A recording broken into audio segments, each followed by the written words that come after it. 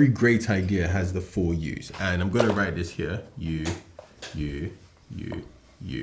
So the first U. The first U is something that is unworkable. So by that, I mean that the customer basically has to be able to do a certain process, and they have a problem here, which is unworkable, something that I have to do, right? And then the next thing is actually unavoidable. This is basically so if unworkable is, well, here's a process and it's quite buggy.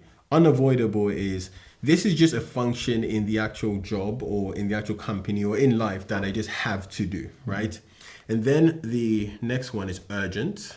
So by that, I mean that it is a problem which actually needs to be solved. Because here's the thing, a lot of people build businesses or ideas, and you go to the customer and you say, hey, this would be good for you. And then they say, yes, but I also have these other 10 things that are actually more important, which therefore means that they're not going to take action at that very moment. So the best ideas are always those where it's like, this is a hair on fire problem. This is a very important thing. You want to solve hair on fire problems, not just nice to haves. And then the final one here is underserved. Underserved is basically that there is a portion of the market where they don't have enough people who are solving that problem. So I'll give a very tactical example from my experience.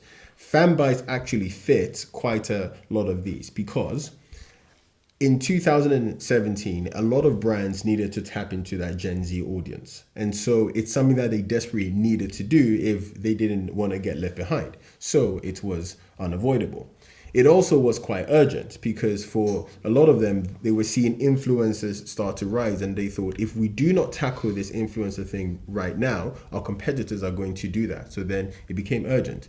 It also then was underserved because at that point, the biggest brands, the Coca-Colas of the world, they could actually do it. But actually the small, medium-sized brands, and by small, medium-sized, we're talking about people with, say, 500 employees or less, which actually is actually quite small in the grand scheme of things. They didn't have the tools, the resources, the expertise to do that, and they were underserved. And then the final thing was that for those who actually did know how to do it, it was unworkable because they were just using spreadsheets and all of that to try and contact influencers. It just didn't scale as much.